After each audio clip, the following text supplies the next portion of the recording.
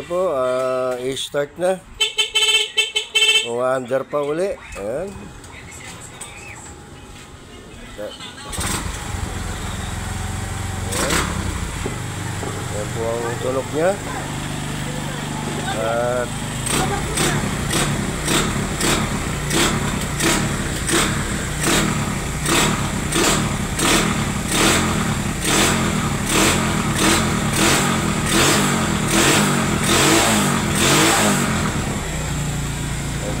tunog po bota na.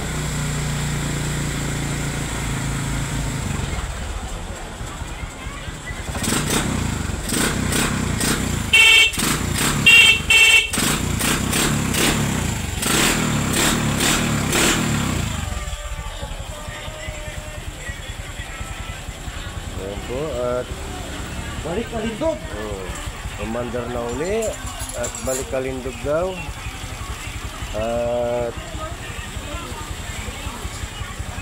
shoutout Kakaron. Ito inaayos ko na yung wave. Problema na lang gulong sa harapan.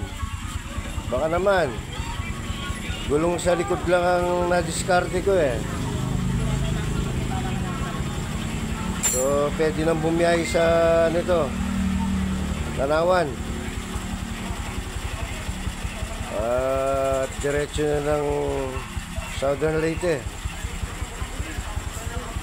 Ayan. Ginabi na kami ni Kapodski. Ayan, madilim na.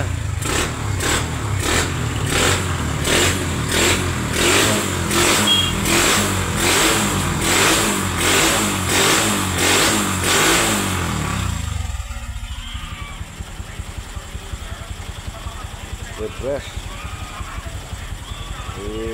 Ano mo yan, tune up muna, tune up. Para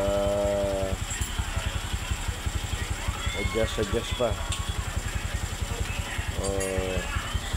See you soon, Southern Leyte. Kaya mga kap natin gusto sumama, PM lang kayo para magawa natin ang itinerary natin.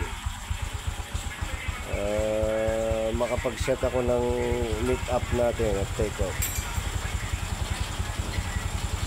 South Looper tayo mga kapatid, South Looper naman. Lagi na tayo sa north eh.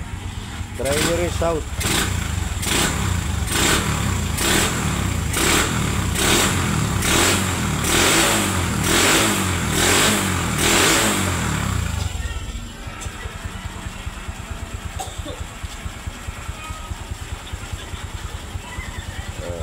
Rigel, punta ka na dito at patapos na.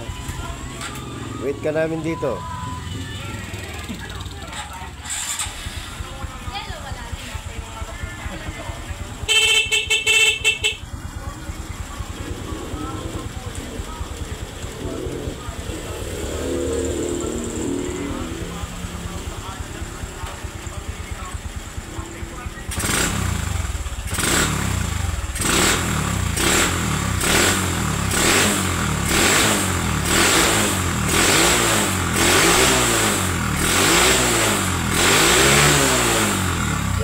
Tunog ng super stock lang po to at itatakbo natin sa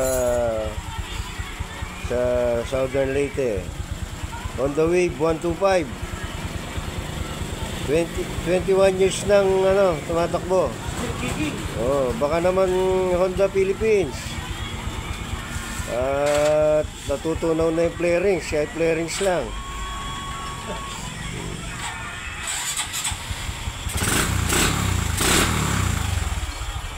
2004 model on the wave. Waveless. Ayan na po.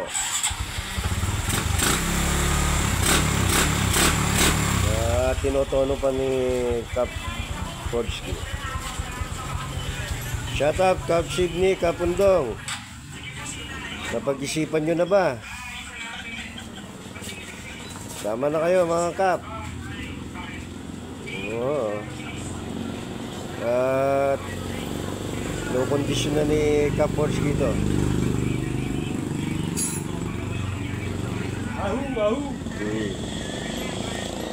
Diba? Konti pa ang timing. Lumabas talaga ang power.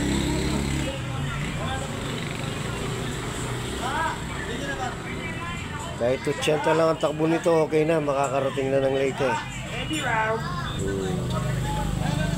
So, kung gusto sumama dyan, kahit anong klaseng motor, pwede. Basta chainsaw tune-up nyo lang, kondisyon nyo lang.